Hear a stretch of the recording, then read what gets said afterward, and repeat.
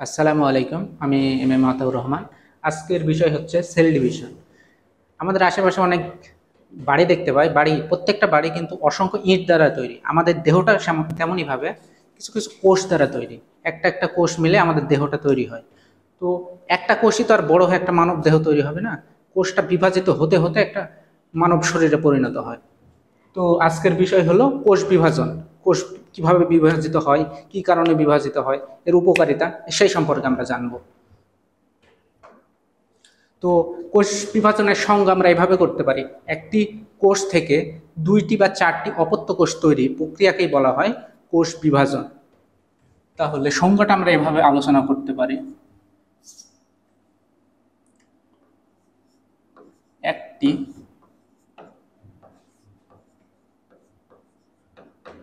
কোষ থেকে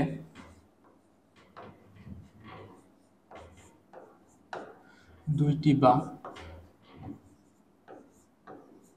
চারটি অপত্য কোষ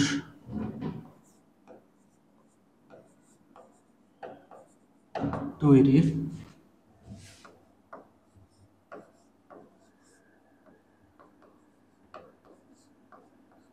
প্রক্রিয়া।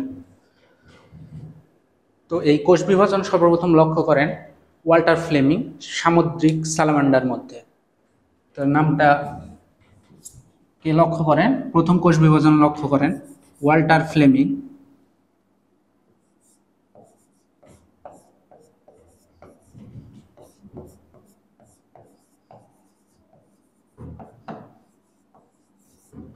সামুদ্রিক সালামান্ডার মধ্যে।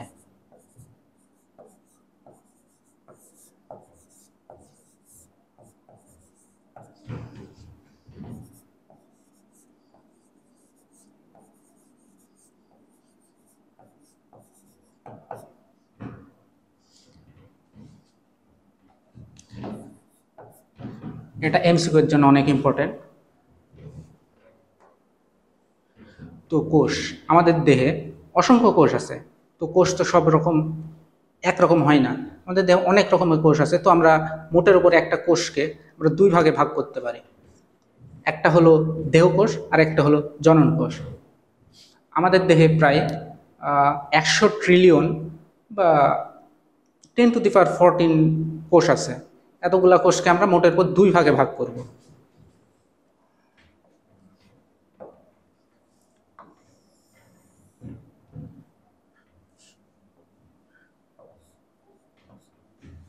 একটি হলো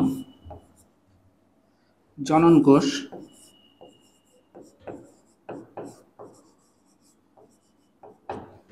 আরেকটি আমরা ভাগ করতে পারি দেহকোষ হিসেবে।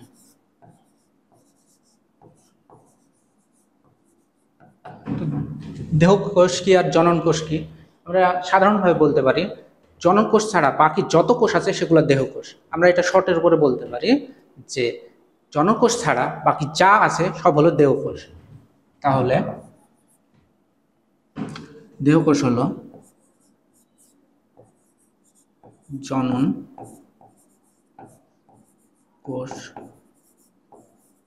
ছাড়া বাকি সব কোষ হলো দেহ।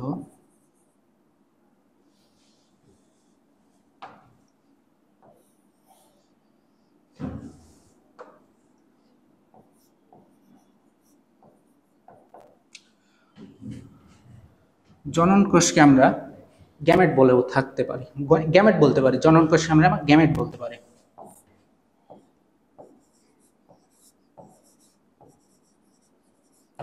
জনন কোষ আবার দুই প্রকার। এক প্রকার হলো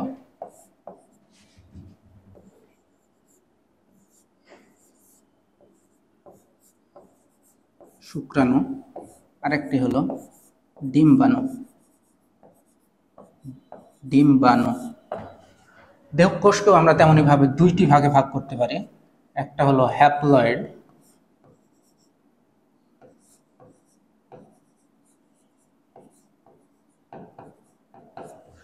আরেকটি হলো ডিপ্লয়েড।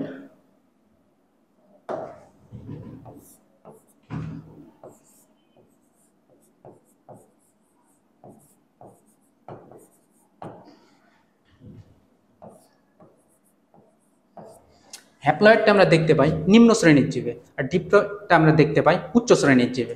তাহলে আমরা ডিপ্লয়েডটা দেখতে পাই উচ্চ শ্রেণীর জীবে। ডিপ্লয়েড হলো উচ্চ শ্রেণীর জীবে আমরা দেখতে পাই, উচ্চ শ্রেণীর জীবে।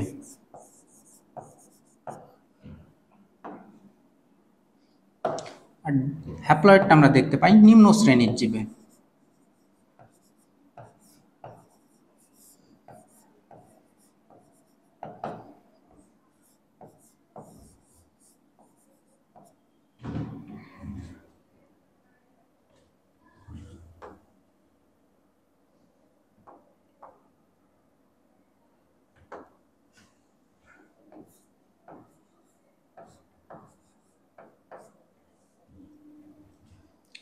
তাহলে কোষকে আমরা দুই ভাগে ভাগ করব, একটা হলো জনন কোষ আর একটা হলো দেহকোষ।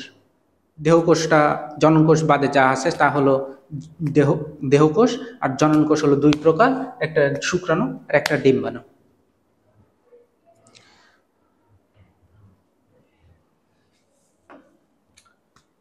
কোষ যেমন অনেক প্রকার আছে, কোষ বিভাজনকে আমরা তিন ভাগে ভাগ করতে পারি। কোষ বিভাজন তিন প্রকার, যেটা এক নাম্বার হলো অ্যামাইটোসিস।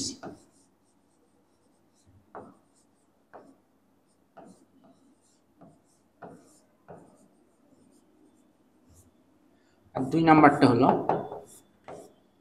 মাইটোসিস।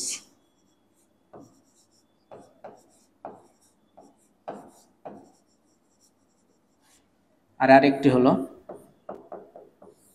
মিওসিস।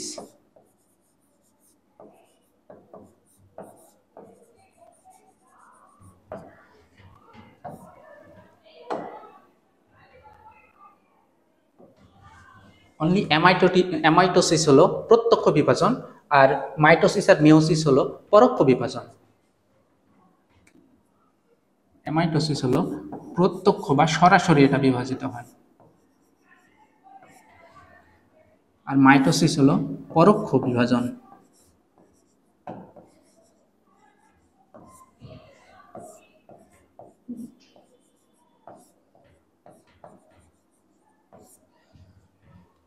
তাহলে আমরা কোষ বিভাজনটাকে ভাগ করাটা আমরা বুঝতে পারলাম। পরের স্লাইডে কি আছে দেখি।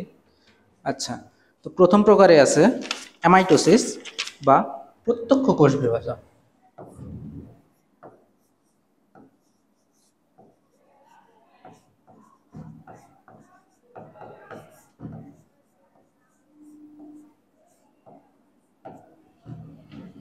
প্রত্যক্ষ কোষ বিভাজন, এখানে প্রত্যক্ষ কোষ বিভাজনের মানে অ্যামাইটোসিসের সংজ্ঞাটা এভাবে ব্যাখ্যা করতে পারি।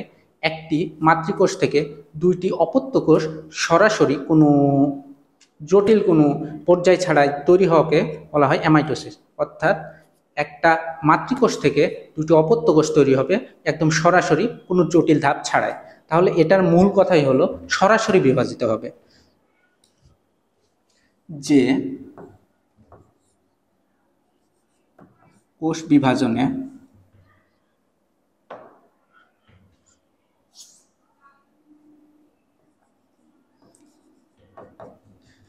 বিভাজনে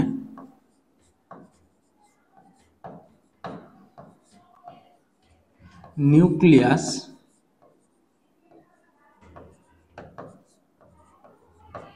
ও সাইটোপ্লাজম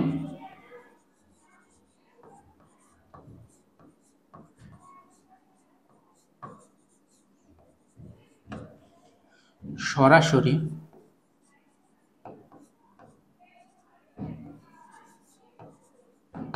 কোনো জটিল প্রক্রিয়া ছাড়াই কোনো জটিল পর্যায় ছাড়াই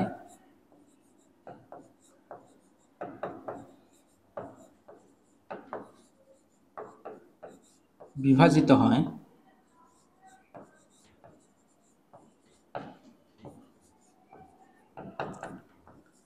তাকে অ্যামাইটোসিস বলে।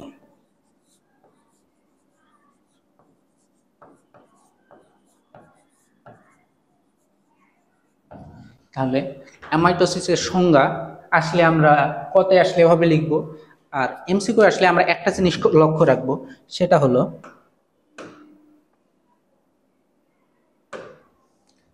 সরাসরি কথাটা আমরা লক্ষ্য রাখবো।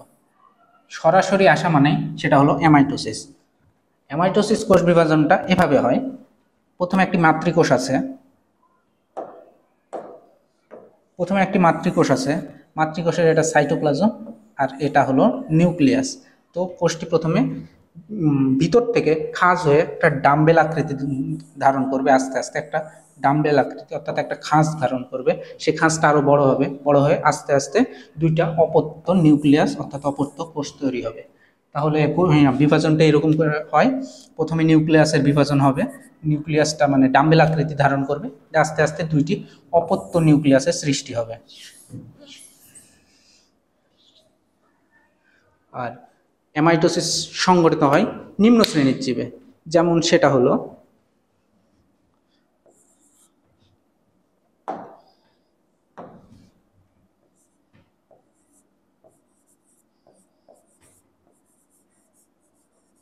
Amoeba, bacteria, east. এটা আমরা সহজে মনে রাখতে পারি বে দ্বারা।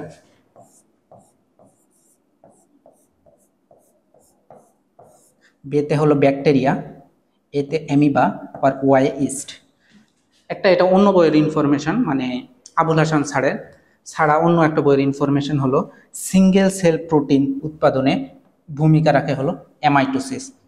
এটা একটু সবাই খেয়াল রাখবো, সিঙ্গেল সেল প্রোটিন উৎপাদনে ভূমিকা রাখে অ্যামাইটোসিস।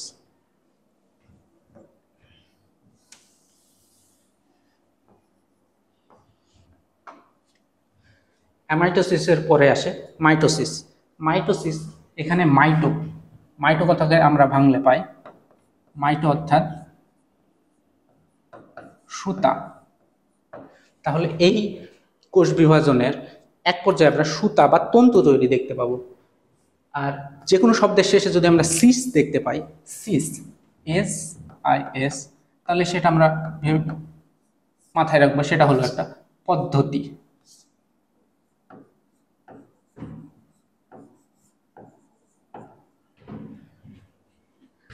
আর মাইটোসিসের সংজ্ঞাটা আমরা এভাবে দেখতে পারি, যে কোষ বিভাজন প্রক্রিয়ায় একটি প্রকৃত কোষের নিউক্লিয়াস ও ক্রোমোজোম উভয় একবার করে বিভক্ত হয়ে তা মাইটোসিস কোষ বিভাজন। অন্য কথায়, যে কোষ বিভাজনে একটি দেহ কোষের নিউক্লিয়াস বিভাজিত হয় সম আকৃতি সমগুণ সম্পন্ন দুইটি অপত্য নিউক্লিয়াসের সৃষ্টি মাধ্যমে দুইটি অপত্য কোষের পরিণত হয়, সেই কোষ বিভাজন হচ্ছে মাইটোসিস কোষ বিভাজন। আচ্ছা, এখানে মূল কথা আমরা এভাবে সংজ্ঞা থেকে মাথায় রাখবো, প্রকৃত কোষের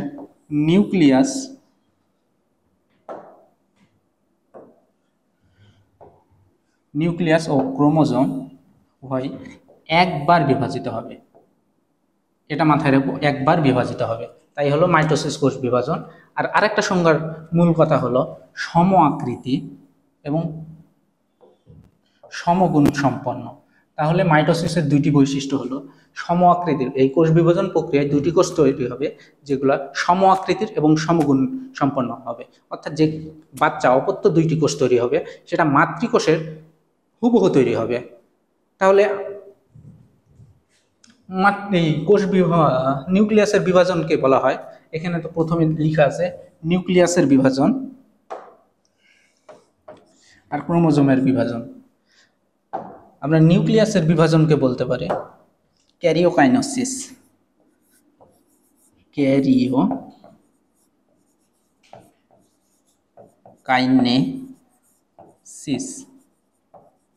আর সাইটোপ্লাজমের বিভাজনকে বলা যায় সাইটোকাইনেসিস।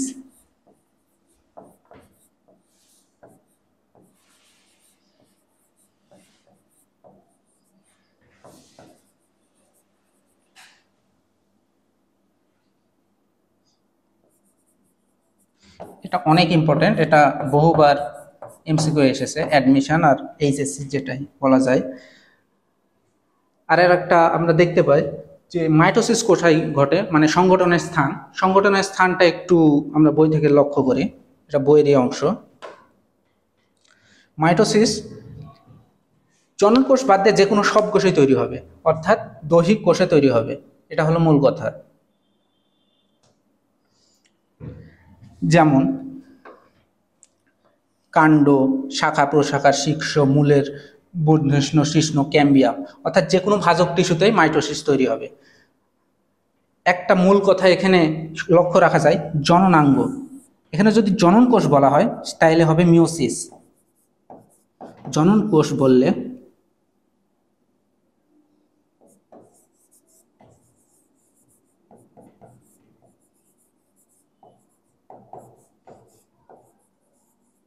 কোশ্চেন এখানেই ঝামেলা লাগে। জননাঙ্গ বললে হবে মাইটোসিস, আর জনন কোষ বললে হবে মিওসিস। তাহলে আমরা মাইটোসিস কোষ বিভাজনগুলো কোথায় হয়? সাধারণত দৈহিক কোষে, মানে দেহ কোষের যে কোনো কোষে সেটা তৈরি হতে পারে। এখন মাইটোসিসের বৈশিষ্ট্য আছে। মাইটোসিসের বৈশিষ্ট্য আমরা একটা দিয়ে মনে রাখবো, সমান। অর্থাৎ যে কোষ দুইটি তৈরি হবে তা সমগুণ সম্পন্ন, সমক্রোমোজোম সম্পন্ন হবে। দেখে আমরা একটু, দুইটি অপত্য কোষে ক্রোমোজোম সংখ্যা সমান, সমগুণ সম্পন্ন। কি? অপত্য কোষের মাতৃকোষে সমগুণ সম্পন্ন, সমান। আর একটা কি? মাতৃকোষের সমান আয়তনের হয়ে থাকে। অর্থাৎ মাইটোসিসের বৈশিষ্ট্য থেকে কোনো প্রশ্ন আসলে আমরা মাথায় রাখবো সেটা সমান কিনা। প্রশ্নের মধ্যে বলা হয়ে থাকবে এটা সমান, মানে বৈশিষ্ট্যের মধ্যে উল্লেখ থাকবে সমান।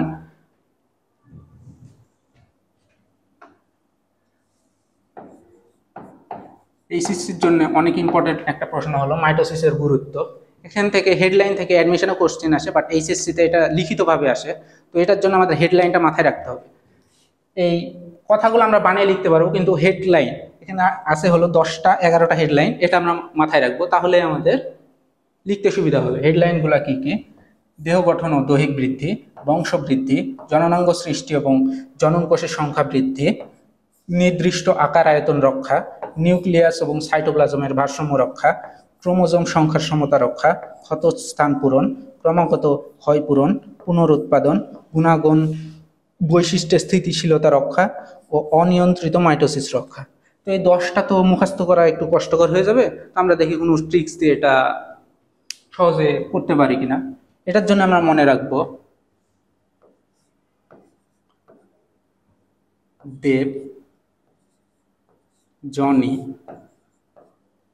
নিপুর, ক্ষতিগুলো,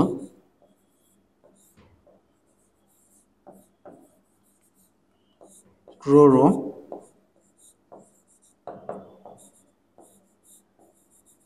টাকা।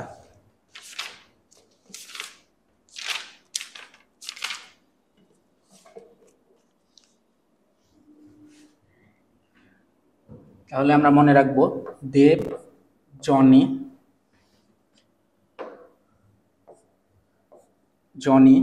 নিপুর, ক্ষতিগুলো, ক্রোরো, টাকা। দেব থেকে হবে দেহ গঠন ও দৈহিক বৃদ্ধি, ব থেকে হবে বংশবৃদ্ধি, জ থেকে হবে জননাঙ্গ সৃষ্টি এবং জনন কোষের বৃদ্ধি, নি থেকে হবে নির্দিষ্ট আকার আয়তন রক্ষা, আরেকটা নি থেকে হবে নিউক্লিয়াস ও সাইটোপ্লাজমের ভারসাম্য রক্ষা, আর পুর দিয়ে হবে পুনরুৎপাদন। ক্ষতিগুলোতে হবে ক্ষতস্থান পূরণ, আর গুলোতে হবে গুণগত বৈশিষ্ট্যের স্থিতিশীলতা রক্ষা, আর ক্রোরো থেকে হবে ক্রোমোজোমের সংখ্যার সমতা রক্ষা, আর ট থেকে হবে টিউমার,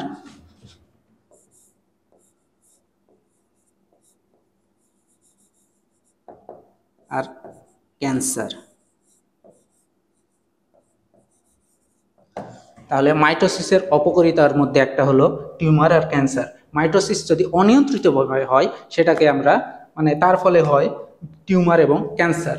তাহলে আমরা আরেকবার ছন্দটা দেখি, দেব, জনি, নিপুর, ক্ষতিগুলো, ক্রোরো, টাকা। সেখান থেকে আমরা পাই দেহ গঠন ও দৈহিক বৃদ্ধি, বংশবৃদ্ধি, জননাঙ্গ সৃষ্টি, আকার আকার আয়তনের রক্ষা, নিউক্লিয়াস ও সাইটোপ্লাজমের ভারসাম্য রক্ষা, ক্রোমোজোমের সমতা রক্ষা। এই ওয়ার্ডটা একটু মাথায় রাখবো, সমতা রক্ষা, এখান থেকে কোশ্চেন আসে।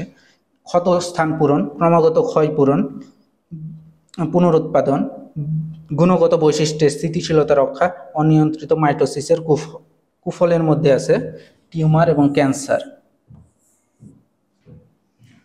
তাহলে এটা আমরা সহজেই মনে রাখতে পারবো। তারপরে একটা ইম্পর্টেন্ট কোশ্চেন, যে সকল কোষ বিভাজিত হয় না। আমাদের তো অনেক কোষই আছে বিভাজিত হয়, কিন্তু কিছু কিছু কোষ আছে আমাদের দেহের মধ্যে যেগুলো বিভাজিত হয় না। আমরা ভাবতে পারি যে মাথার মধ্যে আছে নিউরন, এই নিউরন যদি বিভাজিত হয় আমাদের মাথা হয়ে যেত বিশাল বড়, তো এই কোষকে তো বিভাজন হওয়া যাবে না। আমাদের দেহে আছে রক্তকণিকা, রক্তকণিকা যদি বিভাজিত হতে হতে বাড়তে থাকে তাহলে তো আমাদের দেহ একসময় ফেটে বের হয়ে যেত রক্তগুলো। তো এমন এমন কিছু কোষ আছে যেগুলো কখনো বিভাজিত হয় না। দেখি আমরা কোষগুলো।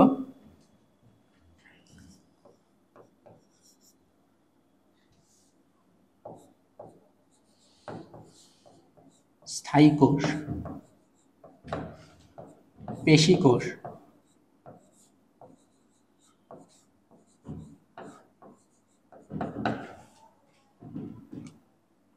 রক্তকণিকা,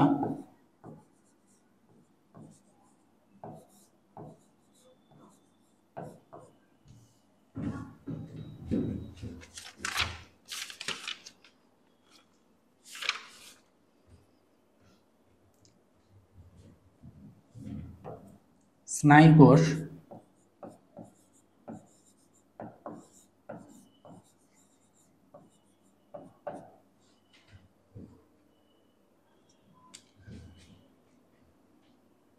তাহলে কিছু কিছু কোষ বিভাজিত হয় না, তার মধ্যে আছে স্থায়ী কোষ, পেশি কোষ, রক্তকণিকার কোষগুলা আর স্নায়ু কোষ। তো এমন কিছু কোষ আছে যেগুলো খুব দ্রুত বিভাজিত হয়। এগুলো আমরা কিভাবে মনে রাখতে পারি, যে সদ্য কিছু তৈরি হওয়া কোষ, যেমন ভ্রূণ বা উদ্ভিদের বর্ধিষ্ণু মূল অথবা কাণ্ডের মানে কাণ্ডের আগার যে কোষগুলো, এগুলো খুব তাড়াতাড়ি বিভাজিত হয়। আমরা ছোট বাচ্চাদের দেখি 1 বছরের মধ্যে বহুত বড় হয়ে যায়, কিন্তু বড় হলে সেইভাবে আর বৃদ্ধি পায় না। তেমন সদ্য কিছু তৈরি হওয়া কোষকে খুব তাড়াতাড়ি বৃদ্ধি পায়। এই কোষগুলোর মধ্যে আছে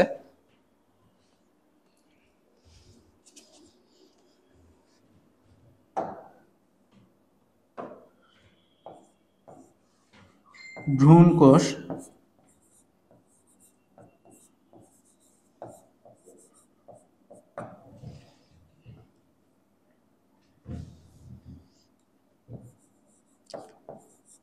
মূল ও কাণ্ডের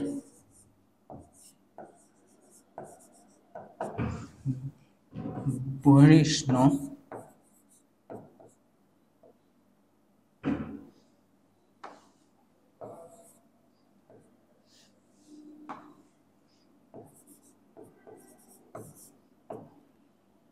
মেরিস্টেম কোষ অর্থাৎ ভাজক কোষ।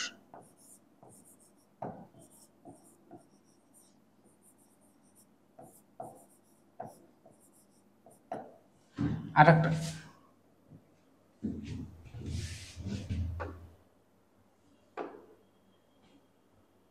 ভাই গায়েব হয়ে গেল কেন?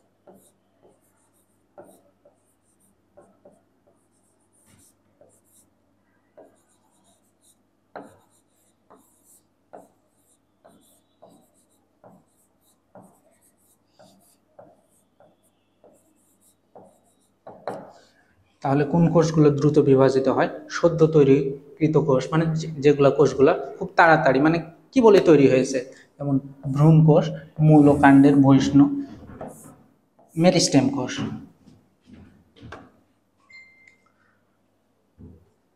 একটা কোষ বিভাজনের কোষ চক্র এখন কি আমরা বলতে পারি যে একটা কলম আমরা যদি ভাঙি, তো ভাঙতে কিন্তু সময় বেশি লাগে না, কিন্তু ভাঙার প্রসেসটা কমপ্লিট করতে, অর্থাৎ ভাঙতে আমাদের হাত লাগাতে সেটাতে বেশি সময় লাগে। তো একটা কোষ চক্র এখানে কয়েকটা পর্যায়ে আছে। তো আমরা কোষ চক্রকে সংজ্ঞায়িত এভাবে করতে পারি, একটি কোষের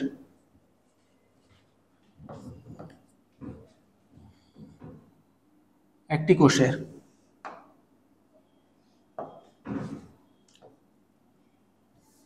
একটি কোষের সৃষ্টি,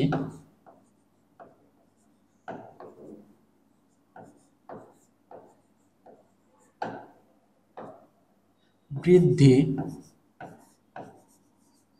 ও বিভাজন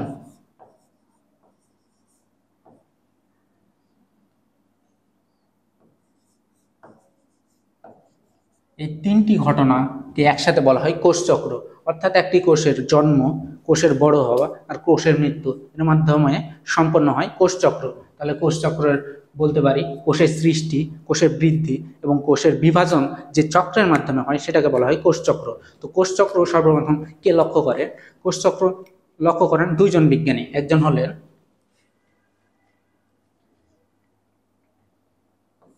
হাওয়ার্ড ও পেল্ক।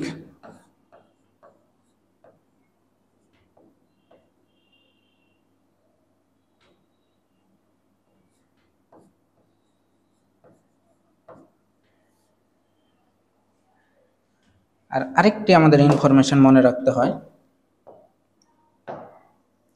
একজন ব্যক্তির দেহে কোষের সংখ্যা, ব্যক্তির দেহে কোষের সংখ্যা হলো 10⁻14। অর্থাৎ একজন মানুষের দেহে এমন পরিমাণ কোষ আছে যে একের পরে 14টা শূন্য, এত বড় সংখ্যক কোষ আমাদের দেহের মধ্যে আছে। অর্থাৎ এটাকে আমরা বলি যে 100 ট্রিলিয়ন। 100 ট্রিলিয়ন কোষচক্র বলতে বোঝা যায় মানে সমীকরণ আকারে যদি আমরা লিখতে চাই এরকম লেখা যেতে পারে যে মাইটোসিস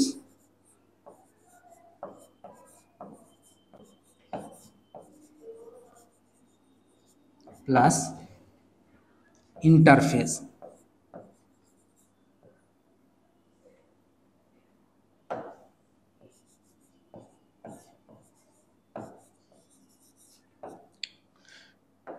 মাইটোসিস হলো কোষ বিভাজনের ওই সময়টা, যেটা অত্যন্ত কম সময়, 5 থেকে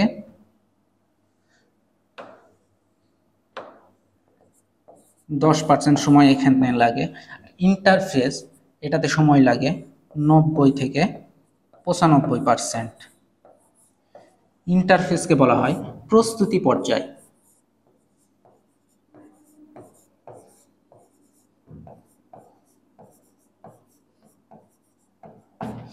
তাহলে ইন্টারফেসটা হলো প্রস্তুতি পর্যায়, অর্থাৎ দুইটি মাইটোসিস বিভাজনের মধ্যবর্তী পর্যায়টা হলো ইন্টারফেস।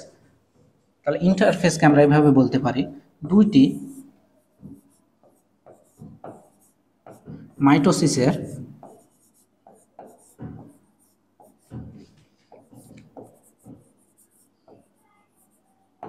মধ্যবর্তী পর্যায়।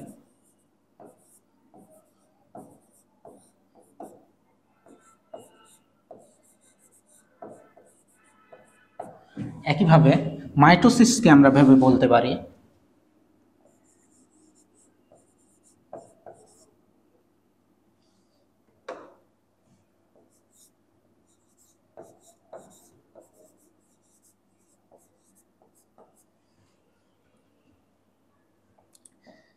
ক্যারিওকাইনেসিস,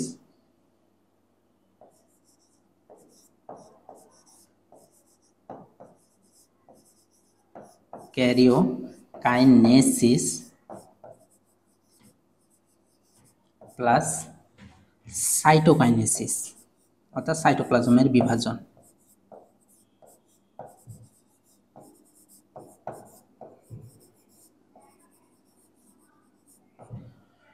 তাহলে কোষচক্র হলো কোষের সৃষ্টি, বৃদ্ধি, বিভাজন।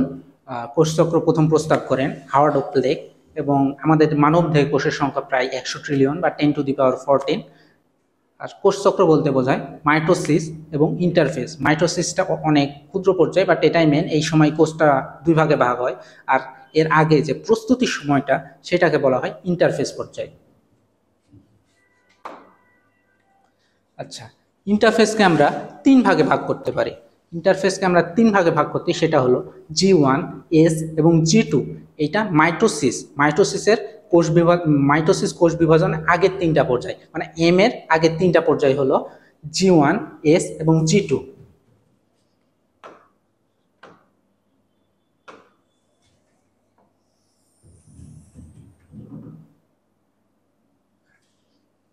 হলো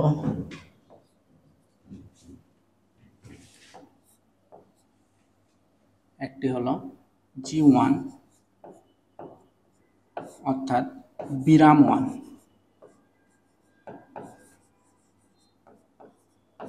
অথবা গ্যাপ 1। আরেকটি হলো এস অর্থাৎ সিনথেসিস প্রক্রিয়া। এখানে ডিএনএ সিনথেসিস হয়, সিনথেসিস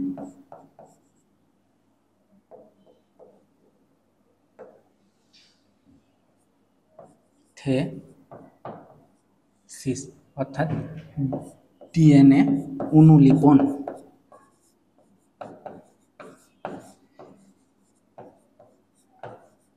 আর শেষ পর্যায় হলো G2 পর্যায় অর্থাৎ গ্যাপ 2।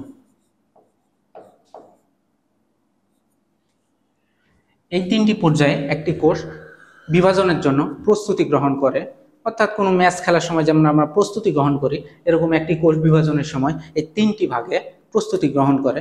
এই তিনটি ভাগে কিছু না কিছু কাজ হয়, যার ফলে পরবর্তীতে কোষ বিভাজনটা সহজ হয়। সেটা আমরা একটা ছকের মাধ্যমে লক্ষ্য করতে পারি। তো এখন G1, S এবং G2 এটা সময়কালটা আমরা সহজে মুখস্থ রাখতে পারি এভাবে: 34, 35 আর 36। এরপরে একটা করে শূন্য লাগিয়ে দিই।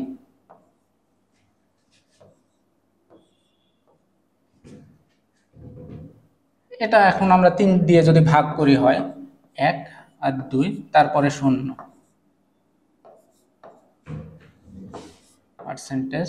পার্সেন্টেজ তাহলে G1 এ সময় লাগে 30 থেকে 40%, G2 তে সময় সবচেয়ে S এ সবচেয়ে সময় বেশি লাগে 30 থেকে 50%, আর G2 তে সবচেয়ে কম সময় লাগে, সেটা হলো 10 থেকে 20%-এর মতো সময় লাগে। তো এখানে কিছু স্পেশাল কাজ হয়, যার ফলে পরবর্তীতে কোষ বিভাজনটা সহজ হয়। তো কাজগুলো কি কি? যে G1 পর্যায়ে তৈরি হয় ডিএনএ, এর পরের ধাপ হলো ডিএনএ অনুলিপন। তো এই অনুলিপনে যারা সাহায্য করবে এমন কিছু প্রোটিন বা এনজাইম তৈরি হবে।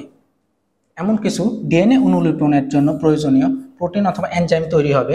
আর একটি জিনিস তৈরি হবে সাইক্লিন প্রোটিন, G1 এ তৈরি হবে। আর এস থেকে আমরা বুঝতে পারছি সিনথেসিস অর্থাৎ ডিএনএ অনুলিপন হবে। তাহলে এস ধাপের একটি কাজ হলো ডিএনএ অনুলিপন। আর জি টু আবার মাইটোসিস অর্থাৎ বিভাজনের আগের পর্যায়ে। তাহলে বিভাজনে যেটা সাহায্য করবে মাইটোসিসে সেই কাজটাই, মানে G2 তে সেই কাজটি হবে। তো G2 তে স্পিন্ডল তন্তুর জন্য মাইক্রোটিউবুল তৈরি হবে, এটিপি তৈরি হবে, কারণ কোষ বিভাজন হতে একটু শক্তির প্রয়োজন হয়।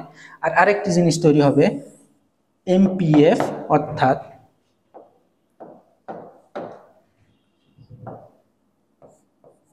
Maturation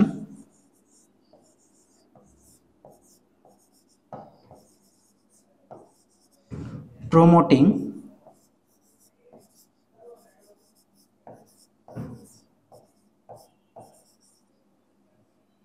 factor.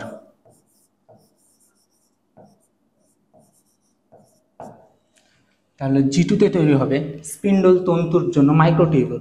কারণ আমরা জানি, না হলে ভবিষ্যতে জানবো, যে মাইটোসিস কোষ বিভাজনের সময় সুতার তৈরি হয়। সেই সুতা তৈরির জন্য যে সুতাটা কে তৈরি করবে, সেটা হলো মাইক্রোটিউবুল তৈরি করবে। আর বিভাজনের জন্য লাগবে শক্তি, সেজন্য তৈরি হবে এটিপি। আর বিভাজনের কাজটা সহজ করার জন্য আছে এমপিএফ অর্থাৎ ম্যাচুরেশন প্রমোটিং ফ্যাক্টর। এই জিনিসটাকে আমরা সহজে মনে রাখতে পারি এইভাবে: এটিএম। এতে এটিপি, টিতে টিউবিউল অর্থাৎ মাইক্রোটিউবিউল,